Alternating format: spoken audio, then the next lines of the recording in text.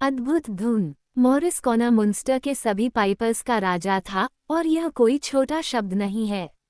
वो अंतहीन जिग और रील बजा सकता था, और ओलिस्ट्राम का मार्च, और ईगल की सीटी, और हैन का कॉन्सर्ट, और हर तरह की अजीब धुनें। लेकिन वह बाकी सभी की तुलना में एक और अधिक आश्चर्यजनक धुन जानता था, जिसमें मृत या जीवित सभी को नाचने पर मजबूर करने की शक्ति थी।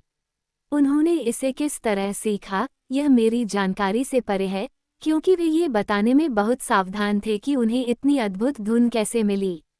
उस धुन के पहले स्वर में ही जूते उन सभी के पैरों पर हिलने लगे, जिन्होंने इसे सुना, बूढ़े या जवान, इससे कोई फर्क नहीं पड़ता, जैसे कि जूतों को बुखार हो।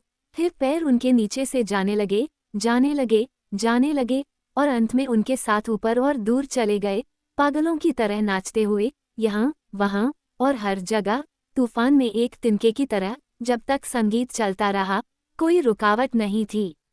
सातों परगनों में कोई भी मेला, कोई भी शादी, कोई भी भोज, अंधे मॉरिस और उसकी पाइपों के बिना चर्चा के लायक नहीं माना जाता था। उसकी माँ, बेचारी, उसे कुत्ते की तरह एक स्थान से दूसरे स्थान तक ले जाती थी। इवराग से नीचे, मॉरिस कॉना और उनकी माँ अपना चक्कर लगा रहे थे। अन्य सभी स्थानों से परे इवराग तूफानी तटों और खड़ी पहाड़ियों के लिए एक जगह है। यह आयरलैंड में किसी भी जगह की तरह ही उचित स्थान है जहां आप डूब सकते हैं, या जमीन पर अपनी गर्दन तोड़ सकते हैं, यदि आप चाहें तो। लेकिन फिर भी बेलिंस्केलिक खाड़ी में एक साफ सुथरा मैदान है, जो मनोरंजन के लिए उपयुक्त है, और उससे नीचे, पानी की ओर, समुद्र तट का एक साफ सुथरा चिकना टुकड़ा है, जो चांदनी रात में शांत गर्मियों के समुद्र की मृत छवि है, जिस पर केवल छोटी छोटी लहरों का घुमाव है। यहीं पर मॉरिस के संगीत ने सभी स्थानों से युवा पुरुषों और युवतियों की एक बड़ी भीड़ को इकट्ठा किया था, क्योंकि हर दिन ऐसा नहीं होता कि ट्राफ्रास का तट बैगपाइप की आवाज से हिल जाए। नृत्य शुरू हुआ, और यह पहले की तरह ही सुंदर नृत्य था। बहादुर संगीत, सभी ने कहा, और बहुत बढ़िया। जब मॉरिस ने कहा, मॉरिस, तुम्हारी कोहनी को और ताकत मिले, और धौलकनी में हवा चले, Kubade dancing master paddy doorman चिल्लाए, जो व्यवस्था बनाए रखने के लिए वहां मौजूद थे। ये दुख की बात है, उन्होंने कहा, अगर हम इस तरह के संगीत के बाद पाइपा को सूखने देते हैं, यह इवराग के लिए अपमान की बात होगी, जो 3 रविवारों के सप्ताह के बाद से इसमें नहीं आया। इसलिए, जैसा कि उसके लिए उचित था, क्योंकि वह हमेशा एक सभ्य आदमी था, उसने कहा, क्या तुमने पी है, पाइपा? मैं ऐसा करूंगा, सर, मॉरिस ने सुरक्षित तरीके से प्रश्न का उत्तर देते हुए कहा, क्योंकि आपने कभी किसी ऐसे बांसुरी वादक या स्कूल मास्टर को नहीं देखा होगा जिसने अपना पे लेने से मना कर दिया हो। तुम क्या पियोगे, मॉरिस? पैडी ने पूछा। मैं किसी भी तरह से विशेष नहीं हूँ, मॉरिस ने कहा, मैं कच्चे पानी को छोड़कर सब कुछ पीता हूँ, लेकिन अगर यह सब आपके लिए एक जैसा है, मिस्टर डोरमैन, तो शायद आप मुझे एक गिलास विस्की उधार न दें। मेरे पास कोई गिलास नहीं है, मॉरिस, पैडी ने कहा, मेरे पास केवल बोतल है। इसमें कोई बाधा न हो, मॉरिस ने उत्तर दिया, मेरा मुंह बस एक गिलास को बूंद तक ही सीमित रखता है, कई बार मैंने इसे आजमाया है। इसलिए पैडी डोरमैन ने उसे बोतल सौंप दी। वह और भी मूर्ख था, और अपनी कीमत पर, उसने पाया कि हालांकि मॉरिस के मुंह में गिलास से अधिक कुछ नहीं समा सकता था, एक समय ऐसा था, फिर भी उसके गले में छेद के कारण कई बार फिलिंग करनी पड़ी। मॉरिस ने खाली बोतल वापस देते हुए कहा, वह भी बुरी विस्की नहीं थी। पवित्र ठंड की कसम, तो पैडी ने कहा, अब उस बोतल में केवल ठंडी सांत्वना है, और यह आपका शब्द है जिसे हमें विस्की की ताकत के लिए मानना होगा, क्योंकि आपने हमें निर्णय लेने के लिए कोई नमूना नहीं छोड़ा है, और निश्चित रूप से मॉरिस ने नहीं छोड़ा था। अब मुझे किसी सज्जन या महिला को ये बताने की ज़रूरत नहीं है कि अगर वह एक घूंट में विस्की की एक बोतल पी ले, तो ये बिल्कुल भी पानी की बोतल पीने जैसा नहीं है, और अपने पूरे जीवन में मैंने 5 से ज़्यादा ऐसे लोगों को नहीं देखा जो बिना किसी नुकसान के ऐसा कर सकते थे। इनमें से मॉरिस कॉना एक नहीं थे, हालांकि उनका खुद का दिमाग काफ़ी कठोर था। ऐसा मत सोचिए कि मैं इसके लिए उन्हें दोषी ठहराता हूँ, लेकिन ये कहावत सच है, जब शराब का होश उड़ जाता है, और एक कश में उन्होंने अपनी शानदार धुन बजाई। ये वास्तव में किसी भी विश्वास या वर्णन से परे था कि यह नृत्य है। मॉरिस खुद चुप नहीं रह सकता था, कभी एक पैर पर लड़खड़ाता, कभी दूसरे पर, और समुद्र में एक जहाज की तरह इधर उधर लुढ़कता हुआ धुन के साथ ताल मिलाने की कोशिश कर रहा था। उसकी माँ भी थी, जो अपनी बूढ़ी हड्डियों को उन सभी में सबसे छोटी लड़की की तरह हल्के से हिला रही थी, लेकिन उसका नृत्य नहीं, या बाकी सभी का नृत्य, समुद्र तट पर चल रहे काम के बारे में बात करने के लायक नहीं है। हर इंच पर तरह तरह की मछलियां संगीत के साथ उछलती और गोते लगाती थीं, और हर पल और अधिक मछलियां पानी से बाहर आती थीं, जो अद्भुत धुन से मंत्रमुग्ध हो जाती थीं। राक्षसी आकार के केकड़े एक पंजे पर नृत्य गुरु की फुर्ती के साथ गोल गोल घूमते थे, और अपने दूसरे पंजों को ऐसे घुमाते और हिलाते थे जैसे कि वे अंग नहीं थे। ये देखने में आश्चर्यजनक दृश्य था, लेकिन शायद आपने फादर फ्लोरेंस कॉनरी के बारे में सुना होगा, जो इतने सुखद व्यक्ति थे कि कोई भी उनके साथ शराब पीना चाहेगा। पृष्ठ 168 एक गर्मी के दिन की, और उन्होंने नाचती हुई मछलियों के बारे में इतनी सफाई से कविताएं लिखी थीं कि आपको उनकी कविताएं न देना 1000 अफसोस की बात होगी, इसलिए यहाँ वे अंग्रेजी में हैं। बड़ी बड़ी मुहरें गति में हैं, सागर की लहरों की तरह, या गठिया से पीड़ित पैर उछलते हुए। समलैंगिक मछली का नेतृत्व आया। केकड़े, झींगे और क्रे मछली नृत्य करने पर दृढ़ निश्चय। वे मधुर ध्वनियां सुनते रहे। हौंफते हुए कॉर्ड ने निगल लिया। ये सचमुच अद्भुत था। और टरबोट और फ्लोंडर, मध्य मछलियां जो गोल थीं, बस उल्लासपूर्वक कैपड, जॉन डोरियां ट्रिपिंग करके आईं। सुस्त हैक, उनकी छलांग से तलाशी लेने पर ऐसा लगता था कि ये दिया गया है। उज्ज्वल मैकेरल उछल गया, छोटे इंद्रधनुष की तरह उड़ते हुए। उनकी स्वर्ग तक की उड़ान। वाइटिंग और हेडॉक, बाया खारे पानी का चहार दीवारी, इस नृत्य में डाल दिया जाएगा, जहां सपाट चेहरे के साथ स्केटिंग की जाती है। कुछ पुरानी प्लेसेस को बाहर निकाला, लेकिन सोल्स ने अपना पैर जमाए रखा। शक्तियों में स्प्रैट्स और हेरिंग, चांदी जैसी वर्षा की, सभी संख्या अधिक है। और महान लिंग इतना लंबा, क्या वहां इतनी प्रचुरता थी?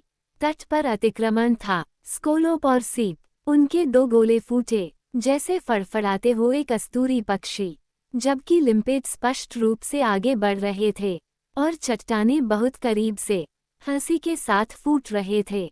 इस दुनिया में ऐसा शोरगुल पहले या बाद में कभी नहीं हुआ।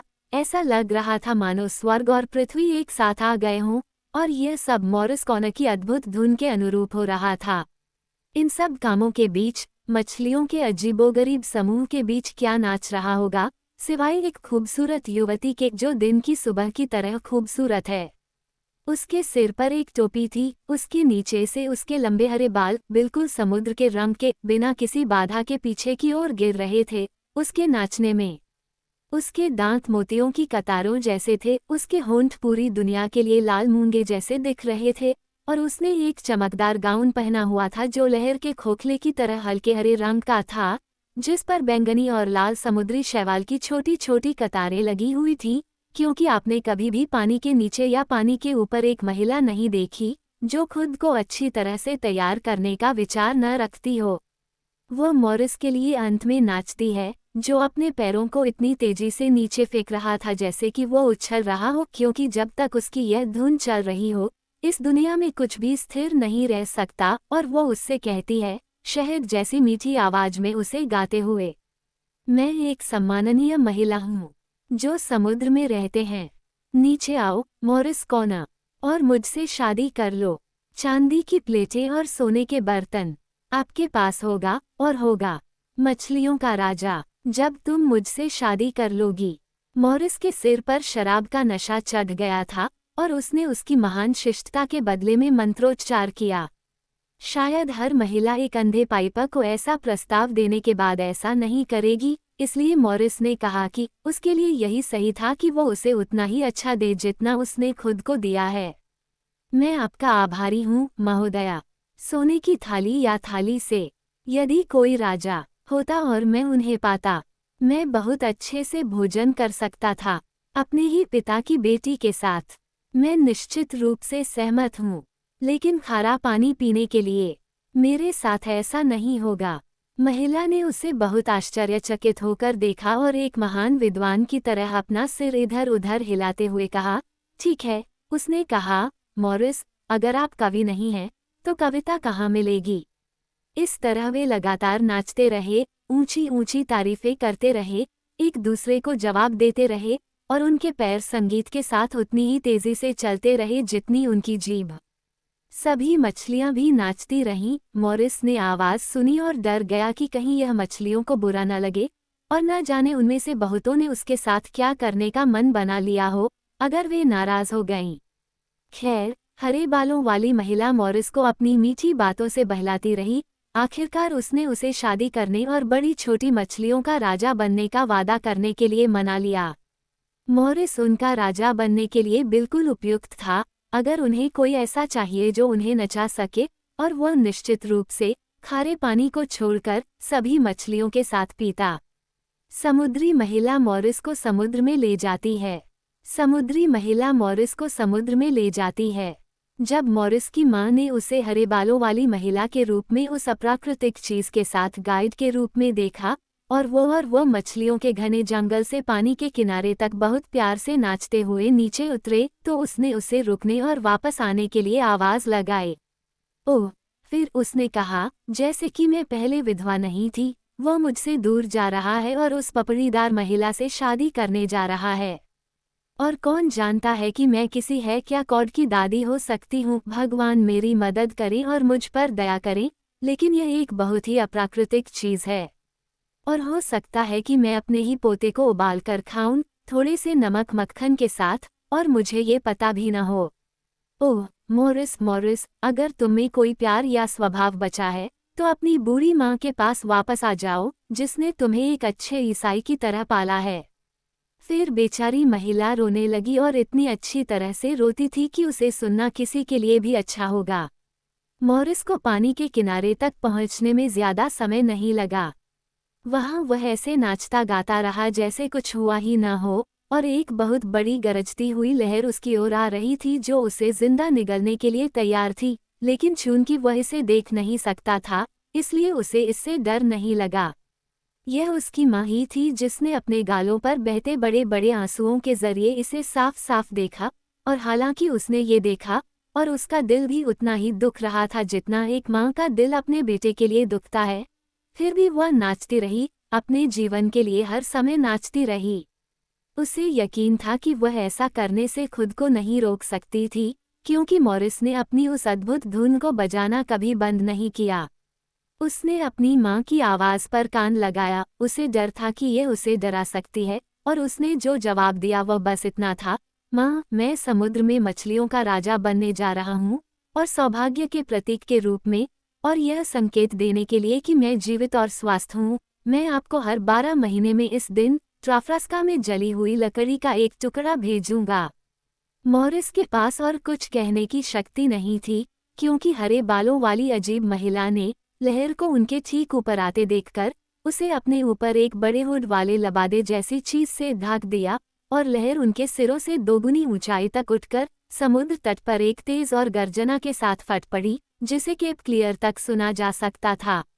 उस 12 महीने के दिन जली हुई लकड़ी का टुकड़ा ट्राफ्रास्का में किनारे पर आया। मॉरिस के लिए समुद्र के तल से इतनी दूर से भेजने के बारे में सोचना एक अजीब बात थी। एक गाउन या एक जोड़ी जूते उसकी गरीब माँ के लिए एक उपहार की तरह कुछ होता, लेकिन उसने ये कहा था, और उसने अपना वचन निभाया। जली हुई लकड़ी का टुकड़ा नियमित रूप से नियत दिन पर किनारे पर आता था, हाँ, 100 साल से भी बेहतर। वह दिन अब भुला दिया गया है, और शायद यही कारण है लोग क्यों कहते हैं कि मॉरिस कॉनर ने अपनी माँ को सौभाग्य टोकन भेजना बंद कर दिया है। बेचारी महिला, वह उनमें से किसी एक को पाने के लिए जीवित नहीं रही, मॉरिस के खोने और अपने ही पोते पोतियों को खाने के डर से। नृत्य के 3 सप्ताह बाद ही उसकी मृत्यु हो गई। कुछ लोग कहते हैं कि थकान ने उसे मार डाला, लेकिन जो भी हो, श्रीमती कॉनर को उसके अपने लोगों के साथ शालीनता से दफनाया गया। नाविकों ने अक्सर केरी के तट पर एक शांत रात में पानी से आती हुई संगीत की ध्वनि सुनी है, और कुछ, जिनके कान अच्छे हैं, वे मॉरिस कॉनर की आवाज को स्पष्ट रूप से पहचान सकते हैं, जो अपने पाइपों में ये शब्द गा रहे थे। सुंदर तट, तेरे फैले हुए तट के साथ, तेरा क्रिस्टल पानी और हीरे रेत, मैं कभी भी तुमसे अलग नहीं होता। लेकिन मेरी सुंदर महिला के लिए दक्षिण आयरलैंड की परिकथाएं और परंपराएं से